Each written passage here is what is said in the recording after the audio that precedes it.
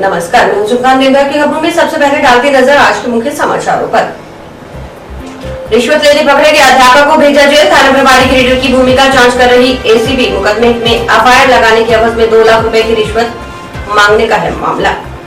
लगातार दूसरे दिन मौसम की मेहरबानी, 1 घंटे तक झमाझम जगह जगह भरा बरसाती पानी, फसलों को भी नुकसान की आशंका। सत्याग्रह सप्ताह का संगोष्ठी के आयोजन के साथ हुआ आगाज। एनपी स्कूल में गांधी और सत्याग्रह विषय पर हुआ संगोष्ठी का आयोजन।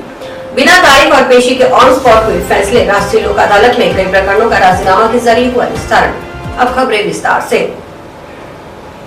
पुलिस थाना में दर्ज मुकदमा में एफआईआर लगाने की एवज में एसएचओ के रीडर के लिए 1.5 लाख रुपए की रिश्वत लेते रंगे हाथों ट्रैप किए गए सरकारी अध्यापक को भ्रष्टाचार निरोधक ब्यूरो की हनुमानगढ़ टीम ने शनिवार को श्रीगंगानगर स्थित एसीबी कोर्ट में पेश किया। न्यायालय के आदेश पर एसीबी ने आरोपी भीमसेन उर निवासी 15 जीबी वीपीओ 12 जीबी तहसील श्री विजयनगर श्रीगंगानगर को न्यायिक अभिरक्षा में जेल भिजवा दिया है। आरोपी हाल में श्री विजयनगर तहसील के एक जेकेएम राजकीय विद्यालय के प्रबोधक पद पर कार्यरत है।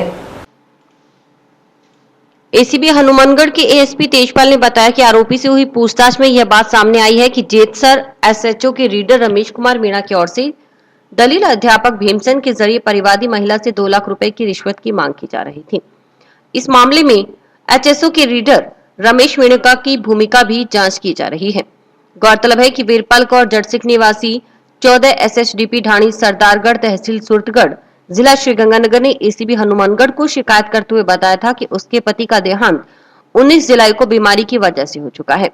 उसके पति की मौत ससुराल पक्ष के लोग व उसके बच्चों के साथ मारपीट करने लगे। देवर से उसकी शादी करने का दबाव डालने लगे।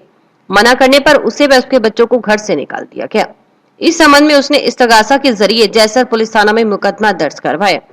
यह मुकदमा दर्ज होने के बाद उसके ससुराल पक्ष के लोगों ने उसके खिलाफ रंजिशवश पति की हत्या के आरोप में इस्तगासा के जरिए मुकदमा दर्ज करवा दिया। इस मामले की तफ्तीश जैसर एसएचओ की ओर से की जा रही थी। अब इस मुकदमा में एफआईआर लगने की एवज में एसएचओ का रीडर रमेश मीणा व दलाल अध्यापक भीमसेन उससे 2 लाख रुपए की रिश्वत की मांग कर रहे हैं। परिवादियों की ओर से गुरुवार को एसीबी हनुमानगढ़ में शिकायत की गई। उसी दिन एसीबी ने शिकायत का गोपनीय सत्यापन करवाया तो अध्यापक भीमसेन की ओर से रीडर रमेश मीणा के लिए 1.5 लाख रुपए की रिश्वत की मांग की गई। शुक्रवार को एसीबी हनुमानगढ़ की टीम ने ट्रैप की कार्रवाई को अंजाम देने के लिए जाल बिछाया और अध्यापक भीमसेन को 1.5 लाख रुपए की रिश्वत लेते रंगे हाथ गिरफ्तार कर लिया। उससे रिश्वत राशि भी बरामद कर ली गई। ये जेतसर से हमारे पास एक कंप्लेंट आई थी जिसमें श्रीमती वीर कौर ने ये शिकायत की थी कि मेरे पति का देहांत हो गया बीमारी से और उसके बाद में मेरे ससुराल वालों से विवाद है। तो मैंने मेरे साथ उन्होंने मारपीट की, उनके विरुद्ध मुकदमा दर्ज कराया जिस पर ससुराल वालों ने भी मेरे खिलाफ झूठा 302 का मुकदमा दर्ज करा दिया मेरे पति की हत्या का, जबकि मेरे पति की हत्या बीमारी से हुई थी। और इस मुकदमे में पुलिस में एफआईआर लगाने के नाम पर मेरे से पैसे मांगे जा रहे हैं, जिसमें एक मास्टर भीम मास्टर वो दलाल के रूप में काम कर रहा था और उसने इन लोगों से संपर्क करके 1.5 लाख रुपये में सौदा पक्का किया। उसके बाद में शिकायत होने के बाद में हमने इसका वेरिफिकेशन किया। वेरिफिकेशन में भीम मास्टर द्वारा पैसे मांगने की बात सही पाई गई, जिस पर कल हमने जब भीम मास्टर उसके घर पे पैसे लेने आया और 1.5 लाख रुपये लिए तो रंगे हाथों हमने गिरफ्तार किया और उसके पास में 1.5 लाख रुपये बरामद किए।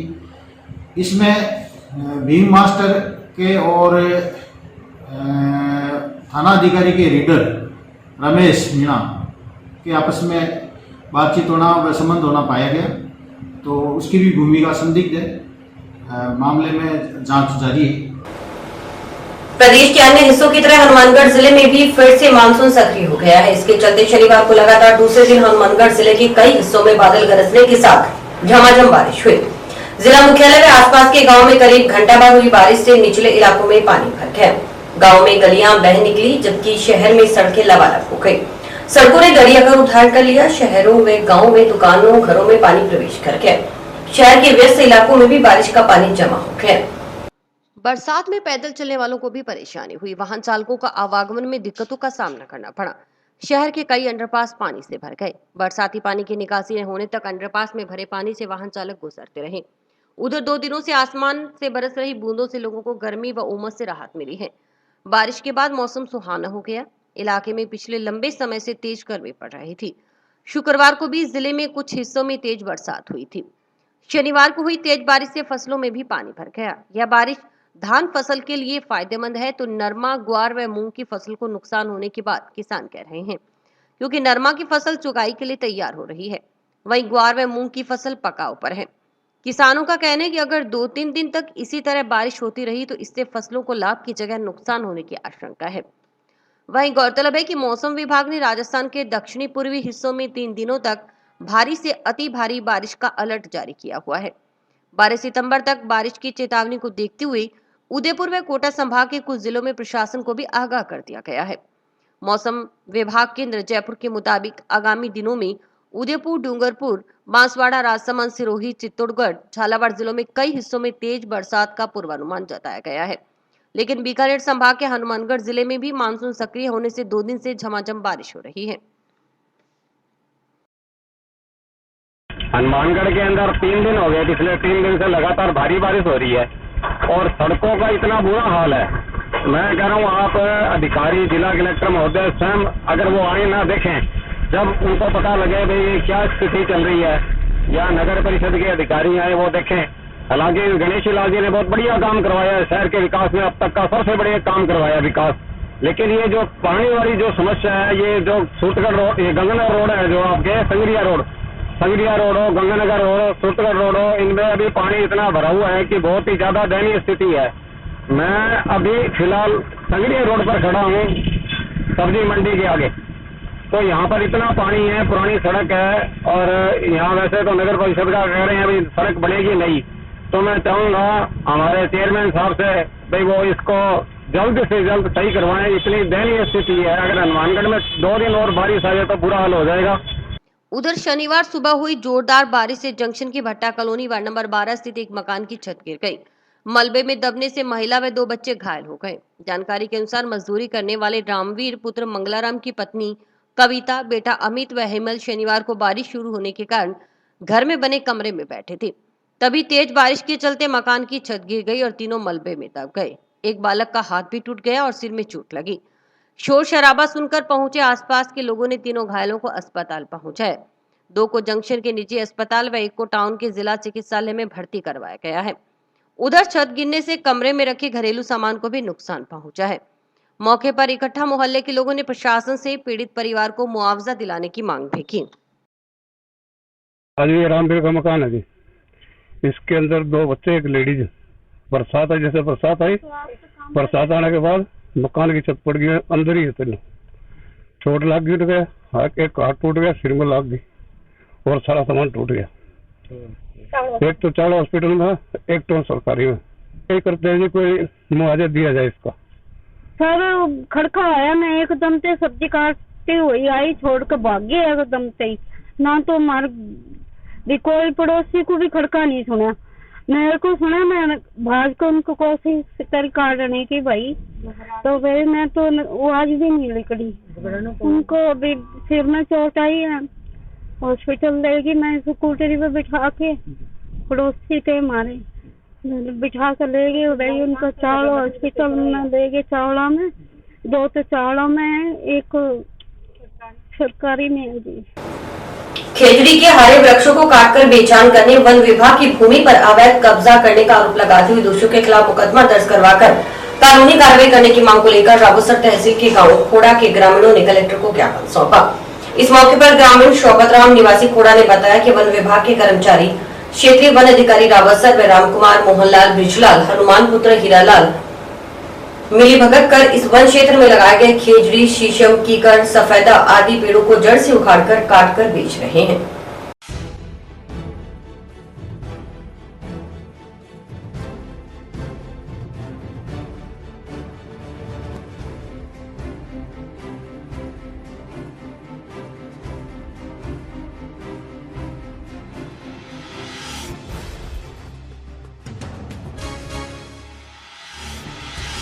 उस पर अतिक्रमण कर रखा है, ये अतिक्रमण हटा नहीं रहे हैं और गार्ड रेंज साहब उनसे मिले हुए हैं, उसको वो पेड़ काट के बेच रहे हैं, उस पर कोई कार्रवाई नहीं कर रहे हैं। और उसी के कारण उस और बिरजलाल और मोहनलाल और वो प्लाट काट कर उसमें बेच रहे हैं 80,000 का 2-3 प्लाट बेच दिया उन्होंने और इसे कोई कार्रवाई नहीं कर रही है। कलेक्टर साहब को दे रहे हैं इसको, इसमें पेड़ कटा हुआ है, वन विभाग वाला इसको गौर नहीं करते हैं। हम 2-4 बार प्रकाश लगा दिए, हमारी रेंज साहब हमारे सामने नहीं देखते, हमारे को टाइम नहीं कब्जा कर रखा है। महात्मा गांधी की 150वीं जयंती वर्ष में स्वतंत्रता दिवस की 75वीं वर्षगांठ के उपलक्ष्य में मनाए जा रहे सत्याग्रह सप्ताह का आगाज शनिवार को हुआ। इस उपलक्ष्य में जंक्शन स्थित एनपी स्कूल प्रांगण में हुए उद्घाटन समारोह में मौके पर महात्मा गांधी एवं सत्याग्रह विषय पर संगोष्ठी का आयोजन किया गया। कार्यक्रम में एसडीएम डॉक्टर अभिकर, तहसीलदार बाबूलाल रेगर, महात्मा गांधी की 150वीं जयंती वर्ष को लेकर गठित जिला स्तरीय समिति के सह संयोजक टाउन विजय पीआरओ सुरेश बिश्नोई मौजूद रहे। संगोष्ठी में वक्ताओं ने कहा कि गांधी अतीत ही नहीं भविष्य भी हैं। उनके विचार और दर्शन नई पीढ़ी के लिए आज भी प्रासंगिक है। गांधी जी का विलक्षण प्रतिभा के धनी थे। उन्होंने अपने चिंतन को पहले स्वयं परखा, फिर उसकी सार्थकता को देखते हुए दुनिया के सामने रखा। वे जो सोच लेते थे उसे अवश्य पूरा करते थे। उन्होंने कहा कि महात्मा गांधी के जीवन और विचारों से नई पीढ़ी को रूबरू होना चाहिए। इसके लिए उनकी लिखी पुस्तक हिंद स्वराज और गांधी की आत्मकथा को जरूर पढ़ना चाहिए। उन्होंने गांधी जी की ओर से भारत छोड़ो आंदोलन, दांडी यात्रा, दलितों और अछूतों के लिए संघर्ष और असहयोग आंदोलन के संबंध में भी विस्तार से जानकारी देते हुए बताया कि गांधी जी ने गरीबी, निरक्षरता और अस्पृश्यता जैसी भी बुराइयों को दूर करने का प्रयास किया। गांधी जी चाहते थे कि देश के सारे नागरिक समान रूप से आजादी और समृद्धि का सुख पा सके। नई पीढ़ी को उनके विचारों से अवगत करवाने के लिए ही राज्य सरकार की ओर से जयंती समारोह आयोजित किया जा रहा है। कोरोना का कहर आया, उसने न केवल भारत बल्कि पूरी दुनिया को ही सब चीजें बंद थी, तो जैसे ये खुलनी शुरू हुई तब सरकार की ये मंशा रही कि जो संदेश हम उस वक्त देना चाहते थे वो आगे लगातार चलता है। उसी के उपलक्ष्य में अब ये कार्यक्रम स्टेप बाय स्टेप आ रहे। गांधी जी के बारे में मैं कुछ बातें आपको बताना चाहूंगा। कोई भी व्यक्ति जो है वो महान बनता कैसे है? पहली स्थिति है विचार।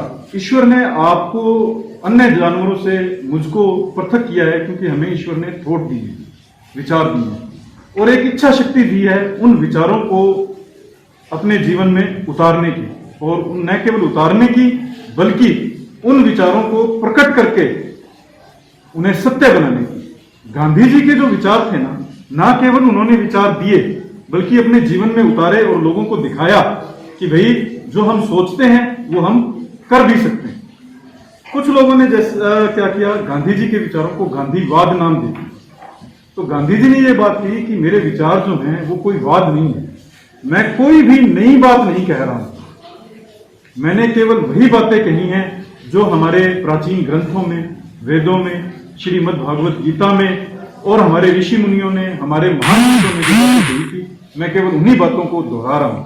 आप कृपया इन्हें किसी वाद का नाम ना दें। गांधी जी के 150वीं जयंती वर्ष जो कि 2019-20 से बनाया जा रहा है और उसी क्रम को आगे बढ़ाते हुए सरकार ने निर्णय किया था कि ये शिक्षाएं आम जन तक और विशेषकर प्यारे विद्यार्थियों तक पहुंच सकें, उसी क्रम को आगे बढ़ाया गया और अब 2020-21 के अंदर भी ये क्रम आगे चल रहा है, जिसको आप अमृत महोत्सव के रूप में अलग अलग चरणों में पूरा कर रहे हैं या बना रहे हैं। हम गांधी जी को जिस रूप में देखते हैं उनका कोई एक रूप नहीं है। गांधी जी अपने आप में एक ऐसे शख्सियत थे जो कि अर्थशास्त्री भी हैं, सामाजिक सुधारक भी हैं, राजनीति के व्यक्ति भी हैं, धार्मिक भी हैं और शांति के अग्रदूत भी हैं। उनकी कोई एक टैग उनके ऊपर नहीं है, इसीलिए वो एक ऐसे सर्वमान्य व्यक्ति हैं हमारे लिए, जो हमारे क्या कहलाते हैं, राष्ट्रपिता।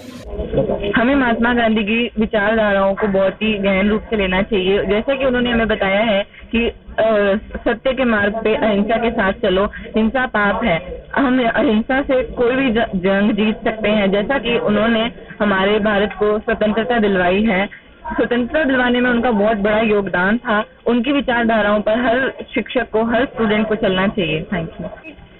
प्रोग्राम था महात्मा गांधी जी की 150वीं जन्मतिथि का। तो आज हमने अपने विचार पेश किए, उनकी शिक्षा का प्रदर्शन अलग तरीके से किया। हमें अहिंसा और सत्य के पाठ के ऊपर चलना चाहिए, महात्मा गांधी जी का विशेष धारा था। आज राजस्थान सरकार द्वारा आयोजित महात्मा गांधी के प्रोग्राम आज हमारे विद्यालय में हुआ। इसके अंदर हमें बहुत कुछ सीखने को मिला। यदि ऐसी सरकार करती गई तो आशा है कि जो आज के समय में हिंसा बढ़ती जा रही है वो कहीं ना कहीं कम हो जाएगी और एक शांति प्रिय जो महात्मा गांधी जी देश चाहते थे वो आज होगा। वो उन्हें महात्मा गांधी यूं ही नहीं कहा जाता कि he was literally a great soul. उन्हें महात्मा गांधी इसीलिए कहा जाता है क्योंकि ही वाज लिटरली अ महात्मा। उनकी आत्मा में इतनी महानता थी कि आज हम उन्हें, उनकी आज 150वीं जयंती है, तब भी हम उन्हें अपने दिल के अंदर, अपने मन के अंदर हमेशा रखते हैं। उनकी जो भी पद थे अहिंसा की ओर, हम उन पर चल के अपनी जिंदगी को अच्छी तरीके से काट सकते हैं और खुशी से सब आराम से शांति से रह सकते हैं। सत्याग्रह सप्ताह के तहत होने वाले कार्यक्रमों की जानकारी देते हुए तरुण विजय ने बताया कि सत्याग्रह सप्ताह का आयोजन 17 सितंबर तक किया जाएगा। सत्याग्रह सप्ताह के दूसरे दिन रविवार को सुबह 7 बजे कलेक्ट्रेट परिसर में श्रमदान का आयोजन, 13 सितंबर सुबह 9 से 10 बजे महात्मा गांधी राजकीय विद्यालय अंग्रेजी माध्यम में गांधी अतीत ही नहीं भविष्य भी है विषय पर निबंध प्रतियोगिता का आयोजन, 14 सितंबर को एनएमपीटी कॉलेज टाउन में सत्याग्रह और गांधी जी के प्रयोग विषय पर भाषण प्रतियोगिता, 15 सितंबर को जंक्शन स्थित राजकीय बालिका उच्च माध्यमिक विद्यालय परिसर में पौधरोपण, 16 सितंबर को टाउन के राजकीय उच्च माध्यमिक विद्यालय में गांधी बनो प्रतियोगिता का आयोजन और 17 सितंबर को समापन समारोह कलेक्ट्रेट परिसर स्थित गांधी पार्क में सुबह 8 बजे सर्वधर्म प्रार्थना भजन, गांधी जी की मूर्ति पर माल्यार्पण और रंगोली का कार्यक्रम आयोजित कर किया जाएगा। संगोष्ठी में छात्राओं ने भी विचार रखे। राजस्थान सरकार के द्वारा गांधी जी के 11 से 17 तारीख तक सत्याग्रह सप्ताह का, आज सत्याग्रह सप्ताह का उद्घाटन एनपीएस स्कूल में गांधी जी के विचार गोष्ठी के रूप में हुआ है। ये कार्यक्रम हमारा 7 दिन चलेगा। कल जिला कलेक्टर के प्रांगण के अंदर पूरे जिले के अधिकारियों द्वारा और हमारे गांधी जीवन दर्शन समिति से जुड़े हुए पदाधिकारियों द्वारा श्रम किया जाएगा और 13 तारीख को हमारा एनपीएस राजकीय एनएमपीजी कॉलेज के अंदर प्रतियोगिता का आयोजन किया जाएगा। उससे अगले दिन हमारा चित्रकला प्रतियोगिता का जो महात्मा गांधी स्कूल है उसमें कार्यक्रम होगा। 7 दिवसीय जो कार्यक्रम है, कल हमारी अतिरिक्त जिला कलेक्टर की अध्यक्षता में मीटिंग हुई थी, उसमें 7 दिवसीय कार्यक्रम का आयोजन किया जा रहा है। आज 11 सितंबर को महात्मा गांधी जी के 150वां जयंती वर्ष मनाया जा रहा है। साथ में 75वां हमारा स्वतंत्रता दिवस भी मनाया जा रहा है। इस उपलक्ष्य में हमारे स्कूल नेशनल पब्लिक स्कूल को प्रशासन द्वारा मौका दिया गया है, अवसर दिया गया है। इसके लिए हम प्रशासन का और राज्य सरकार का बहुत बहुत धन्यवाद करते हैं और हम इस तरीके के मौकों को हमेशा बुनाते रहेंगे और श्री महात्मा गांधी जी जो हमारे राष्ट्रपिता हैं उनके संदेशों को दुनिया तक, लोगों तक इसी तरीके से पहुंचाते रहेंगे। बिना तारीख और पेशी के शनिवार को अदालतों में ऑन स्पॉट फैसले हुए। यह सब हुआ राजस्थान राज्य विधिक सेवा प्राधिकरण जयपुर के निर्देशानुसार शनिवार को जिले में आयोजित राष्ट्रीय लोक अदालत में। लोक अदालत में कई प्रकरणों का राजीनामा के जरिए निस्तारण हुआ। न्यायालयों में लंबी चल रहे प्रकरण का राजीनामा के जरिए निस्तारण होने पर पक्षकार खुशी खुशी घर लौटे। लोक अदालत में प्रकरणों को निपटाने में पक्षकारों में खासा उत्साह नजर आया। जिला न्यायालय परिसर स्थित वैकल्पिक विवाद निस्तारण केंद्र के अलावा संबंधित तालुका विधिक समिति नोहर, संग्रिया, पीलीबंगा, भादरा, रावतसर और टिब्बी स्थित न्यायालय परिसर में शनिवार को सुबह 10 बजे से शाम 4 बजे तक राष्ट्रीय लोक अदालत का आयोजन किया गया। लोक अदालत में पारिवारिक प्रकरणों का निस्तारण कर परिवारों के मध्य उत्पन्न विवाद को राजीनामा से समाप्त किया गया। जिला न्यायालय परिसर स्थित वैकल्पिक विवाद निस्तारण केंद्र में जिला विधिक सेवा प्राधिकरण सचिव और अपर जिला एवं सेशन न्यायाधीश संदीप कौर की मौजूदगी में न्यायालय में लंबित प्रकरणों में दंडिक क्षमनीय अपराध धारा 138 प्रकरण में विलेख अधिनियम के प्रकरण, धन वसूली के प्रकरण, एमएसटी के प्रकरण, श्रम और नियोजन संबंधी विवादों के प्रकरणों सहित बिजली पानी व अन्य बिल से संबंधित प्रकरण, वैवाहिक विवाद, भूमि अधिग्रहण से संबंधित प्रकरण, न्यायालय अधिग्रहण में लंबित मजदूरी भत्ते और पेंशन भत्तों से संबंधित सेवा मामले, राजस्व मामलों एवं अन्य बिल भुगतान के संबंधित प्रकरण, भरण पोषण से संबंधित प्रकरण, अन्य प्रकरणों से संबंधित प्रकरण रखे गए। अपर जिला एवं सेशन न्यायाधीश संदीप कौर ने कहा कि राष्ट्रीय लोक अदालत का आयोजन इस मकसद से किया गया कि अधिकाधिक लंबित केसों को राजीनामा के जरिए निस्तारित किया जाए, क्योंकि जो प्रकरण राजीनामा के आधार पर तय किए जाते हैं उसमें दोनों पक्ष खुशी खुशी घर जाते हैं, किसी की जीत या किसी की हार नहीं होती। इससे न्यायालय में चल रहे केसों की पेंडेंसी भी कम होती है। उन्होंने बताया कि राष्ट्रीय लोक अदालत के लिए जिला न्याय क्षेत्र में कुल 17 बेंचों का गठन किया गया था। लोक अदालत में प्री लिटिगेशन प्रकृति के कुल 1684 प्रकरण रखे गए। उन्होंने बताया कि जिला न्याय क्षेत्र हनुमानगढ़ में न्यायालयों में कुल 41,641 प्रकरण लंबित थे। इसमें से न्यायालयों की ओर से 5,230 लंबित प्रकरण लोक अदालत में रेफर किए गए। वहीं एमएसीटी के 157 प्रकरण, 2738 पारिवारिक प्रकरण, जबकि धारा 138 एनआईटी एक्ट के 2 लाख रुपए की राशि के 3,333 प्रकरण लोक अदालत में रेफर किए गए। राष्ट्रीय लोक अदालत का आयोजन पूरे देश में किया जा रहा है। हनुमानगढ़ जजशिप में हमने 17 बेंचों का गठन किया है। प्री लिटिगेशन प्रकृति के कुल 1,684 प्रकरण रखे हैं और बाकी पूरे जो न्यायालय हैं उनमें हमने 5,230 केसेस लोक अदालत के लिए आइडेंटिफाई किए हैं, जिनको आज निस्तारित किया जाएगा। हमारे जिले की पेंडेंसी 41,641 केस है और जो प्रकरण हमने आज लोक अदालत में रेफर किए हैं वो पेंडेंसी का 12.56% है। इसमें 157 केसेस एमएसीटी और 2,738 केस पारिवारिक प्रकरण हैं। धारा 138 एनआई एक्ट के 2 लाख रुपए तक की राशि के 3,333 प्रकरण रेफर किए गए हैं। लोक अदालत का आयोजन इस मकसद से किया जा रहा है कि जो हमारे पास लंबित केसेस हैं उनकी पेंडेंसी को हम रिड्यूस करें और ये सब हम चाहते हैं राजीनामा के माध्यम से किया जाए, क्योंकि जो प्रकरण राजीनामा के आधार पर तय किए जाते हैं उसमें दोनों पक्ष खुशी खुशी जाते हैं, किसी की जीत किसी की हार नहीं होती और इससे हमारे केसेस की पेंडेंसी भी कम होती है। हरियाली धरती अभियान को लेकर कार्य कर रही मानव उत्थान सेवा समिति सदस्यों की ओर से शनिवार को जंक्शन की सिविल लाइंस स्थित कलेक्टर आवास के नजदीक पौधरोपण किया गया। कार्यक्रम की शुरुआत कलेक्टर नटमल डिडेल व छोटे छोटे बच्चों फलित डिडेल देवेश लुडासरा की ओर से नीम का पौधा लगाकर की गई। कलेक्टर नटमल डिडेल ने मानव उत्थान सेवा समिति सदस्यों की ओर से पर्यावरण संरक्षण के लिए चलाए जा रहे हरियाली धरती अभियान की प्रशंसा करते हुए कहा कि समिति सदस्यों की ओर से लगाए गए पौधों की सार संभाल का ही परिणाम है कि पौधे फल फूल कर जल्दी बड़े हो रहे हैं। उन्होंने कहा कि समिति सदस्यों की ओर से पूर्व में तलवाड़ा व हनुमानगढ़ में लगाए गए पौधे सार्वजनिक रोड किनारे हरियाली का रूप धारण कर क्षेत्र को हरा भरा कर पशु पक्षियों, जीव जंतुओं, आमजन राहगीरों को राहत देने के साथ पर्यावरण को शुद्ध करने में कारगर साबित हो रहे हैं। उन्होंने पर्यावरण संरक्षण के दौरान सबसे उचित माध्यम पौधारोपण को बताते हुए ज्यादा से ज्यादा संख्या में पौधारोपण करने का आह्वान किया।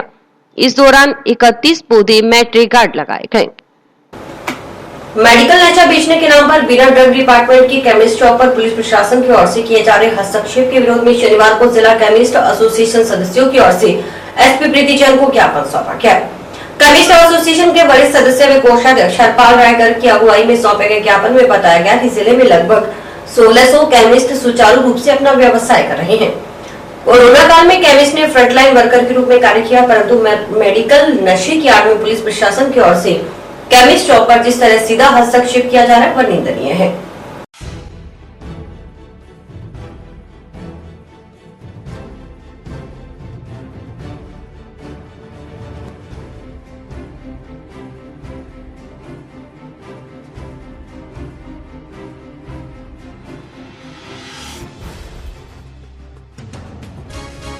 जिला केमिस्ट एसोसिएशन की तरफ से हरपाल राय गर्ग के नेतृत्व में आज जिला केमिस्ट एसोसिएशन के पदाधिकारी एसपी महोदय मैडम से मिलने के लिए गए और उनको हम लोगों ने ये समस्याएं बताई कि आज जो पुलिस डायरेक्टली मेडिकल स्टोर पर इंटर कर रही है ये गलत है। Drug act and cosmetic act 1940 के तहत कोई भी पुलिस मेडिकल स्टोर पे बिना ड्रग डिपार्टमेंट के साथ ले नहीं जा सकती। हमारा आज इस तरह मैडम से मिलने का तात्पर्य ये है कि हम ये जताना चाहते हैं कि इस समय जो केमिस्ट हैं वो भय के माहौल में और इस भय माहौल से बाहर निकालने के लिए, उनके अधिकारों की सुरक्षा के लिए हम ये चाहते हैं कि अगर इस तरह की कोई कार्रवाई होती है तो वो ड्रग डिपार्टमेंट के साथ लेकर करें, हमें किसी तरह के एतराज नहीं।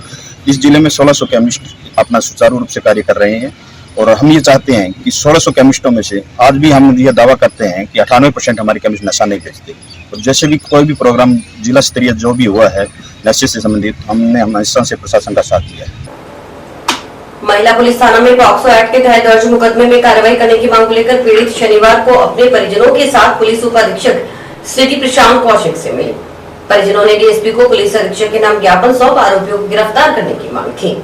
इस मौके पर माकपा के जिला सचिव रघुवीर सिंह वर्मा ने बताया कि 12 अगस्त को महिला पुलिस थाना में छेड़छाड़, मारपीट, छीना झपटी सहित अन्य आरोपों संबंधी धाराओं और पॉक्सो एक्ट के तहत मामला दर्ज हुआ था। इस मामले में पीड़िता के 164 सीआरपीसी के बयान अदालत में हो गए हैं। पीड़िता का मेडिकल व गवाहों का बयान लेने की कार्रवाई भी पुलिस कर चुकी है।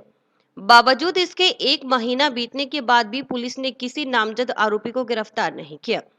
आरोपी प्रभावशाली और राजनीतिक पहुंच वाले व्यक्ति हैं। इस कारण पॉक्सो एक्ट के तहत मुकदमा दर्ज होने के बावजूद इस मामले में अभी तक कोई कार्रवाई पुलिस ने नहीं की। अपराधी सरेआम घूम रहे हैं और पीड़ित पक्ष को धमका भी रहे हैं। ऐसे में महिलाएं कैसे सुरक्षित रहेंगी?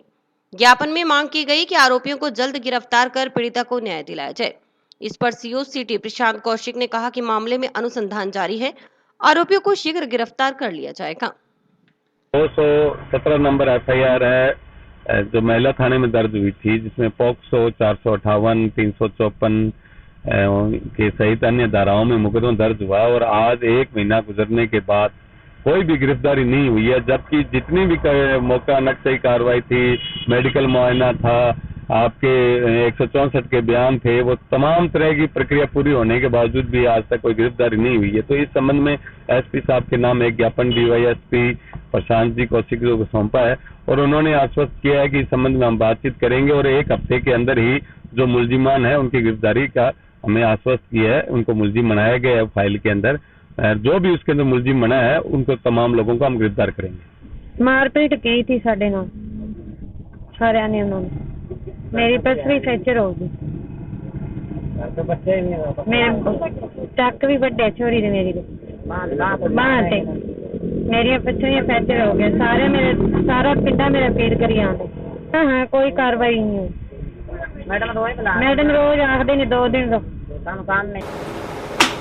एटीएम टैंपरिंग कर रुपए निकालने के मामले में गिरफ्तार हिस्ट्री शीटर को जगतसिंह पुलिस ने शनिवार को न्यायालय में पेश कर पीसी रिमांड मंजूर करवाया है। रिमांड अवधि के दौरान पुलिस आरोपी से वारदात में इस्तेमाल चिमटा व एटीएम से छेड़छाड़ कर चुराए गए नकदी आदि की बरामदगी के प्रयास करेगी। अभी तक की पूछताछ में आरोपी बहादुर चौकीदार निवासी कुलानिया जानिया की ढाणी तहसील परबतसर पीएस पीलवा जिला नागौर ने जंक्शन थाना क्षेत्र में 2 व सदर थाना क्षेत्र के गांव डबली राठाना स्थित एसबीआई के एक एटीएम से छेड़छाड़ कर नकदी निकालने की बात स्वीकारी है। रिमांड अवधि के दौरान आरोपी से अन्य वारदातों के संबंध में भी पूछताछ करने के साथ ही यह पता करेगी कि इन वारदातों को अंजाम देने में उसके साथ कोई और भी शामिल है या नहीं।